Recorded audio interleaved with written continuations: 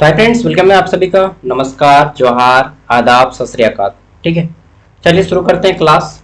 तो यार देख ले रहे हैं पहले साउंड आ रहा है क्या, नहीं तो ना खेला खत्म हो जाएगा सब। ठीक है, और मेरा कंप्यूटर ऑन हो गया है। तो शुरू करते हैं पॉलिटिकल साइंस का क्वेश्चन पेपर 2025 का 24-28 सेशन। यस, तो देखिए आप लोगों का कमेंट आता रहता है उसी तरह व्हाट्सएप में। 25 में एग्जाम हुआ है, ठीक है, एंड सेशन है 24-28। बोलिएगा हम लोग का तो एग्जाम शुरू नहीं हुआ है, फिर आप क्वेश्चन पेपर कहाँ से लाए? अरे भाई, नीलांबर पीताम्बर यूनिवर्सिटी, मैंने क्या बोला था, रांची यूनिवर्सिटी का सिलेबस एनपीयू से मैच करता है। ठीक है, तो नीलांबर पीताम्बर यूनिवर्सिटी का एग्जाम हो चुका है, उसी का मैं सिलेबस दे रहा हूँ। सेम सिलेबस है, उसी का क्वेश्चन पेपर दे रहा हूँ, सॉरी। ठीक है, पॉलिटिकल थ्योरी मेजर पेपर 1 का क्वेश्चन विथ आंसर डिटेल में जानेंगे, एकदम आराम से, कोई हड़बड़ी नहीं है। ठीक है, तो चलिए शुरू करते हैं। देखिए यहाँ पे फुल मार्क्स 75 पे पास करने के लिए 30 नंबर लाना है। आपको एक चीज लिखा मिलेगा हर एक पेपर में कि परीक्षार्थी यथासंभव अपने ही शब्दों में उत्तर दें। इसलिए आपको अपना भाषा का प्रयोग करना है, और अपना भाषा का मतलब कि आपको टफ लैंग्वेज का प्रयोग नहीं करना है। जैसा आप समझ पा रहे हैं वैसा ही लिख दीजिएगा। ठीक है, चलिए तो देखते हैं। सबसे पहले यहाँ पे कहाँ गया रे भाई, ग्रुप ए। ठीक है, कंपलसरी सेक्शन है, यहाँ पे 1 मार्क्स वाले 5 क्वेश्चन है। उसके बाद ये क्वेश्चन सब है, अब इसका आंसर भी जानेंगे हम लोग। ठीक है, ए बी सी और फिर ये डी, उसके बाद ई। अब बोलिएगा अरे क्वेश्चन का आंसर तो बताते जाइए भाई सागर भाई। रुको रुको, अभी सब बताऊंगा। फिर यहाँ पे 5 मार्क्स वाले क्वेश्चन है कि मान के सिद्धांत से आप क्या समझते हैं, what do you mean by normative theory.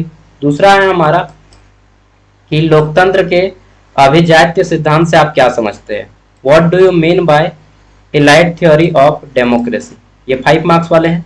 फिर आपका यहाँ पे देखिए ग्रुप बी शुरू होता है, और ग्रुप बी में 15 मार्क्स वाले 4 प्रश्न हैं। ठीक है, इसमें क्या है, राजनीतिक सिद्धांत क्या है, इसके प्रकृति का वर्णन करें। इंग्लिश में what is political theory, discuss it's nature. तो ये 15 मार्क्स वाले टोटल 6 आएंगे, जिसमें से किसी 4 को ही बनाना होगा। अब चलिए हम लोग डायरेक्टली आंसर दिखाते हैं आपको। ठीक है, इन सभी का देखिए ग्रुप ए शुरू करते हैं। तो पहला प्रश्न क्या है, राजनीतिक शब्द की उत्पत्ति। अरे भाई यार, इतना मैसेज आएगा तो कैसे होगा। राजनीतिक शब्द की उत्पत्ति किस भाषा से हुई है?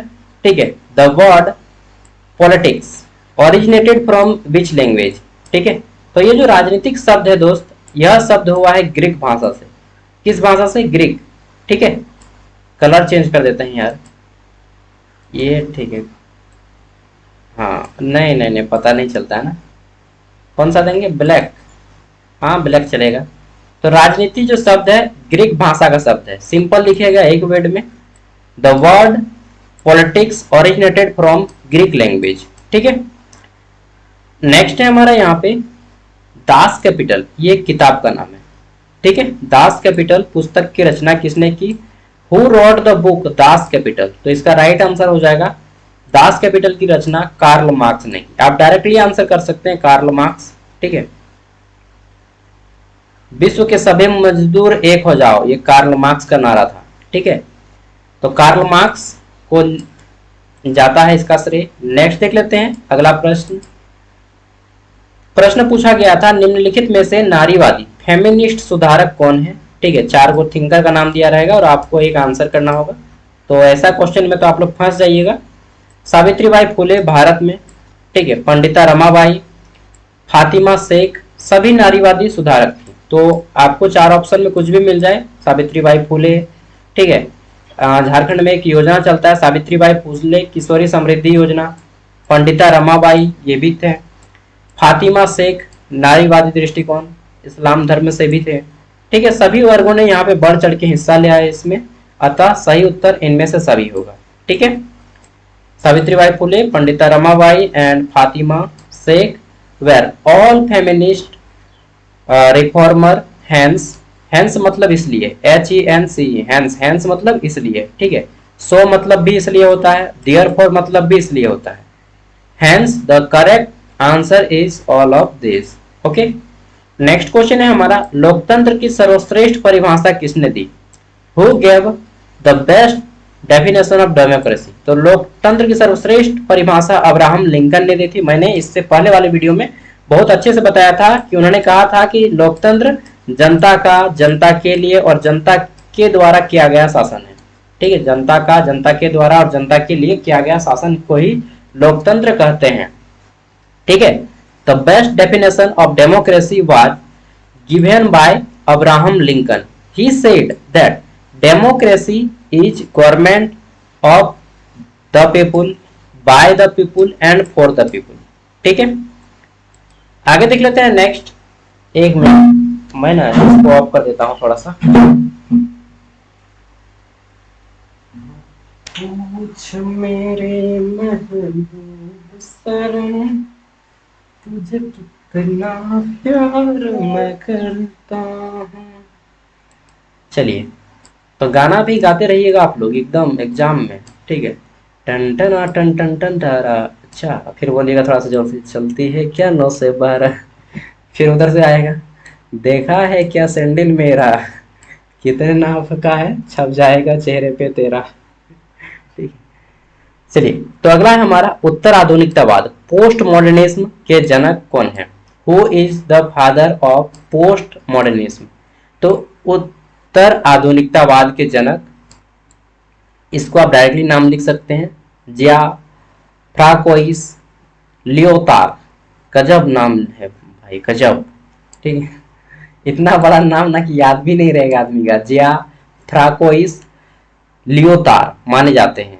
अरे भाई, मुझे याद नहीं रहेगा तो आप लोग को तो दूर जाए, भूल जाओ, टेंशन मतलब भूल जाओ। ऐसे क्वेश्चन एक दो आएंगे जिसको भूल जाना है, बाकी जो लोग याद रख लीजिएगा उनको प्रणाम है मेरा। नेक्स्ट है हमारा, मान के सिद्धांत से आप क्या समझते हैं? What do you mean by normative theory? मान के सिद्धांत क्या है? तो देखिए, हमने बताया था कि मान के सिद्धांत जो है आपका तथ्यों पर आधारित होता है। अनुभवजन्य और मान के दोनों सिद्धांत तथ्यों पे, फैक्ट्स पे और अपने विश्वास पे, अपने देखे हुए पे विश्वास करता है। मान के सिद्धांत से तात्पर्य उन सिद्धांतों से है जो राजनीति के आदर्श, मूल्य और नैतिकता पर आधारित होते हैं। यह केवल वास्तविक तथ्यों का अध्ययन नहीं करता, बल्कि अध्ययन भी करता है और यह निर्धारित करता है कि राजनीति कैसी होनी चाहिए। न्याय, समानता, स्वतंत्रता और मानवाधिकार के आदर्श को स्थापित करने पर बल देती है। ठीक है, इंग्लिश में है कि इन सिंपल टर्म, यानी कि साधारण शब्दों में या सरल शब्दों में, normative theory refers to those theory which are based on ideals. ठीक है, आइडियल्स वैल्यू यानी कि आदर्श, मूल्य, and ethics of politics. It does not only analyse facts, यह केवल तथ्यों पर आधारित नहीं है, बल्कि but also suggest how politics should be, कि राजनीति कैसा होना चाहिए। इट एम्फेसाइज ऑन एस्टेब्लिशिंग, ठीक है, यह एक आदर्श मानक को स्थापित करती है। और एक चीज मैं बोलना चाहूंगा, ideals of justice, equality, liberty and human rights. ठीक है, कि आप हिंदी मीडियम का स्टूडेंट हो या इंग्लिश मीडियम के, इट इज डजंट मैटर।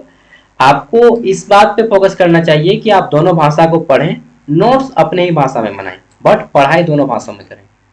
लोकतंत्र के अभिजात्य सिद्धांत से आप क्या समझते हैं? What do you mean by the atheistic theory of democracy? देखिए, अभिजात्य, देखिए ये जो अभिजात्य का सिद्धांत है, यह क्लास वाइज बांटा गया है, कैटेगराइज किया गया है। यानी कि अभिजात्य मतलब अमीर, अभिजात्य मतलब अमीर, बस इतना समझ लीजिए। ठीक है, अब इसके बारे में समझिए कि अभिजात्य सिद्धांत के अनुसार लोकतंत्र वास्तव में जनता का शासन नहीं है, बल्कि समाज के एक छोटे और प्रभावशाली वर्ग का शासन है। इस वर्ग के पास धन, शक्ति और प्रभाव होता है, यानी कि अमीर लोग, उसके पास धन भी है, पावर भी है भाई, ठीक है, और प्रभाव भी है, जिससे वे निर्णय लेने के प्रमुख भूमिका निभाते हैं। जनता केवल मतदान करके समर्थन देती है। ठीक है ना, कि आम आदमी केवल वोट का हिस्सा है, वह पॉलिटिक्स नहीं चलाता है। पॉलिटिक्स केवल नाम मात्र का है कि जनता का, जनता के लिए, जनता के द्वारा किया गया शासन है, घंटा शासन है भाई। पॉलिटिक्स तो केवल अमीर लोगों की बात होता है।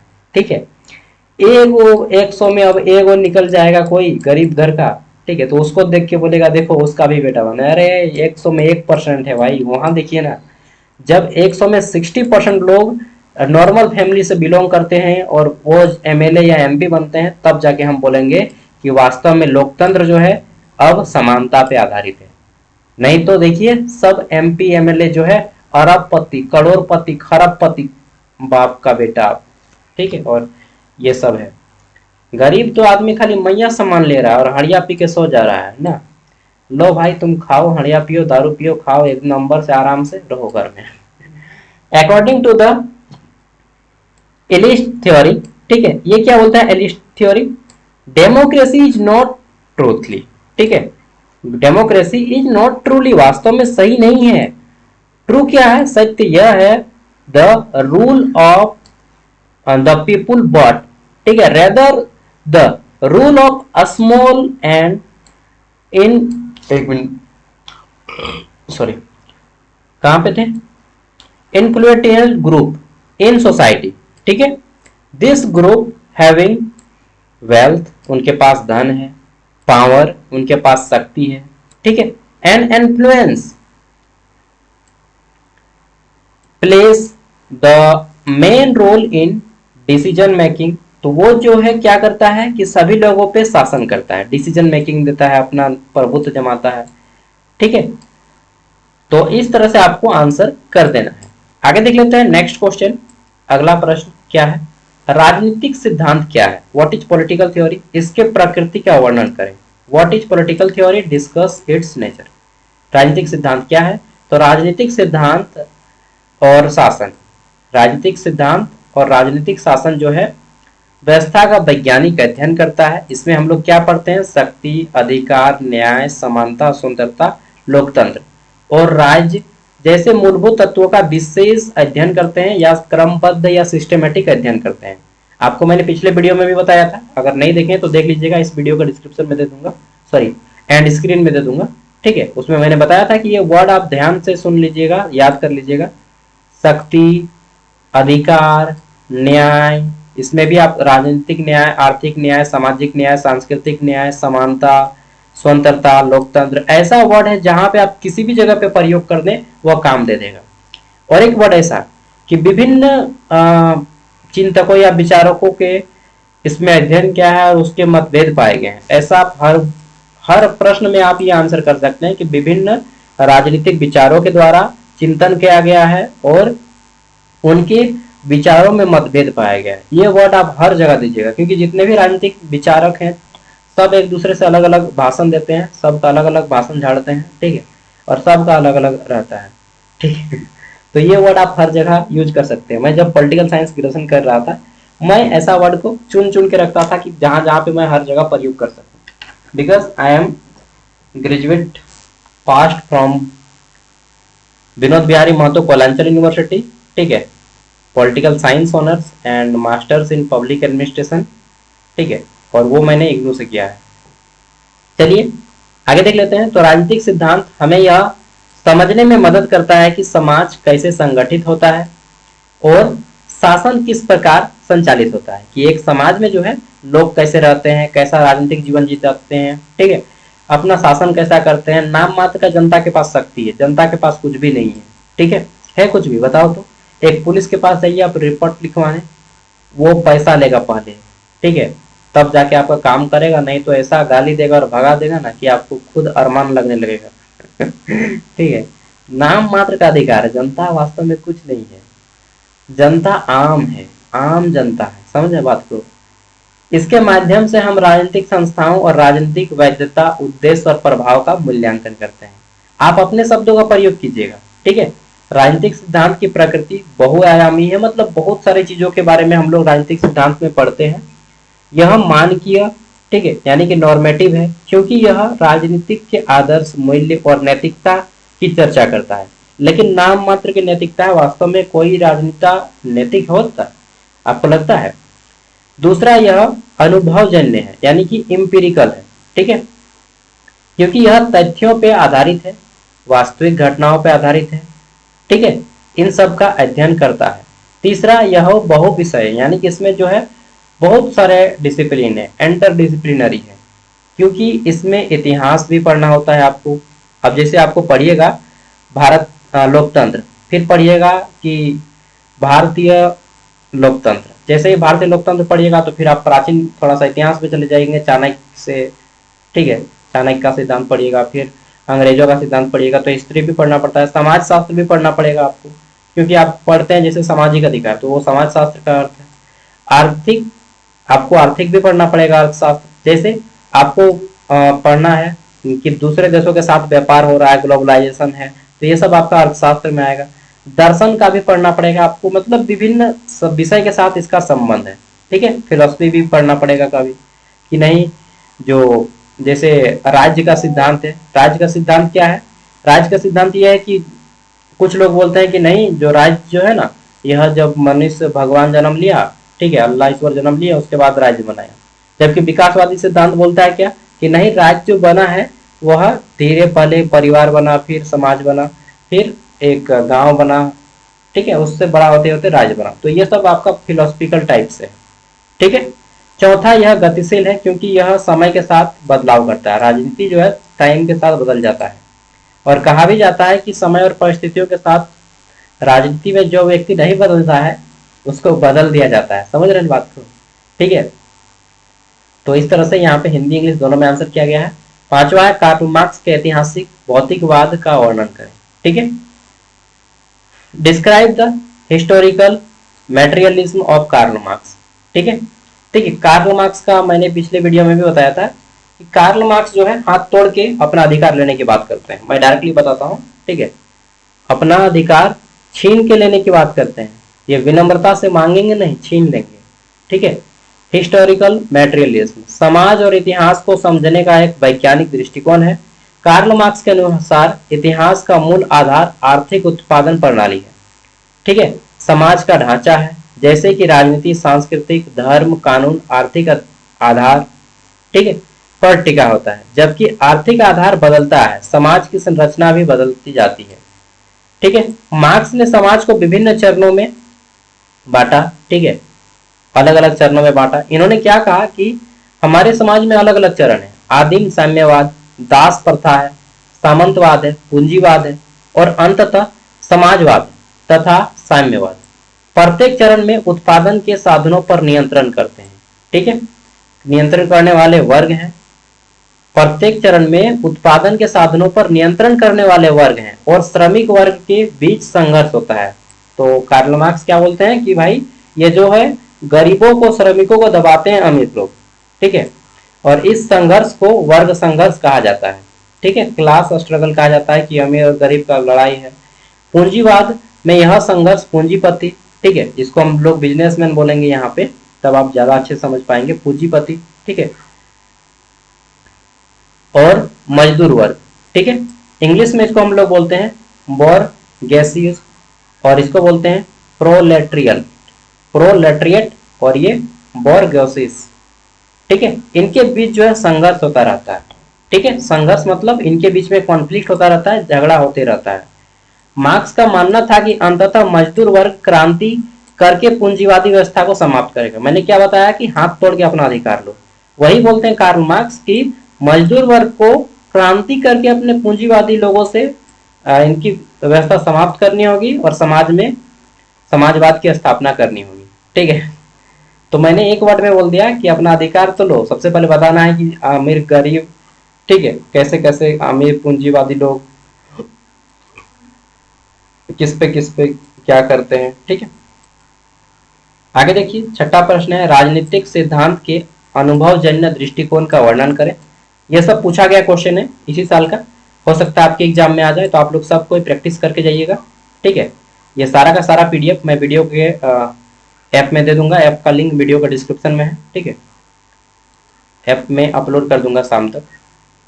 बाकी जो लोग देखना चाहते हैं यहीं से पढ़ लें, ठीक है। 60 रुपया ऐप का प्राइस है, अगर आप एक बार ऐप को खरीदते हैं तो ये ऐप आपका कंप्लीट ग्रेजुएशन के लिए फ्री हो जाएगा, सेमेस्टर 1 से 8 तक। सेमेस्टर 2 में खरीदिएगा उससे ज़्यादा अच्छा है कि अब ये खरीद लीजिए। सेमेस्टर 1 2 3 4 6 7 8 आठों सेमेस्टर के लिए 4 साल के लिए फ्री हो जाएगा 60 रुपया में। ठीक है। ऑल सब्जेक्ट करा जाएगा, मेजर पेपर, माइनर पेपर, सेक पेपर, बैक पेपर जितना है, AC, environmental science, sorry understanding India, सब कंप्लीट। ठीक है, health wellness yoga education, complete notes और वीडियो ऑलरेडी बहुत सारा है और फिर भी मैं अपलोड कर दूंगा। चलिए, तो इस तरह से अगर 60 रुपया को देखिएगा 8 से भागा दीजिएगा तो एक सेमेस्टर का कितना आएगा जी, कितना आता है? 8 9 72, 9 रुपया भी नहीं आता है ना, 8 7 56, 7 रुपया कुछ आता है। ठीक है, उसमें भी 6 गो सब्जेक्ट रहता है एक पेपर में, सॉरी एक सेमेस्टर में। चलिए, 1 रुपया पर सब्जेक्ट पड़ रहा है आपको। तो यह आधारित और यह मानता है कि स्त्रियों और पुरुषों को समान अधिकार मिलना चाहिए। फेमिनिस्ट आपको पढ़ना है। ठीक है, पितृसत्तात्मकता पढ़ना है कि नारीवादी दृष्टिकोण और पुरुषों में समानता लाई जाए, इसके बारे में पढ़ना है। फिर लोकतंत्र से आप क्या समझते हैं ये पढ़ लीजिएगा। लोकतंत्र के बहुलवादी सिद्धांत का वर्णन करना है। What do you mean by democracy, describe the pluralistic theory of democracy. Okay, लोकतंत्र का बहुलवादी सिद्धांत। अब वीडियो को कंप्लीट करते हैं। चलिए, ये 24 पेज का पीडीएफ है, आपको इसी वीडियो के लिंक में मिल जाएगा। और ये हमारा अंतिम प्रश्न क्या है? उदारवादी सिद्धांत की विशेषताओं का वर्णन कीजिए। Describe the characteristics of liberal theory. यहाँ पे ये भी पूछ सकता है कि मार्क्सवादी सिद्धांत की विशेषताओं का वर्णन करें। ठीक है, वो जो नोट्स का पेपर था उसमें मैंने ये सब क्वेश्चन करवा दिए हैं। ठीक है, और ये सब को आपको पढ़ के ही जाना है क्योंकि एग्जाम में आने की बहुत ज़्यादा संभावना है। Thank you, best of luck by the team of ज्ञान सागर। ठीक है, बाय दोस्तों, मिलते हैं अगली वीडियो में। और हाँ, आप लोग को मैं बता देना चाहता हूँ कि आपका एग्जाम का जो शेड्यूल्ड है बदल दिया गया है, एग्जाम प्रोग्राम। तो जो लोग नहीं देखे हैं देख लीजिएगा। ठीक है, चैनल पे अपलोड है। और फर्स्ट टाइम आए तो सब्सक्राइब कर ले क्योंकि यह चैनल आपका कंप्लीट ग्रेजुएशन पढ़ाएगा, रांची यूनिवर्सिटी। खासतौर पर इस चैनल को सबसे ज़्यादा वीडियो रांची यूनिवर्सिटी का ही देखने को मिलेगा। Okay, bye.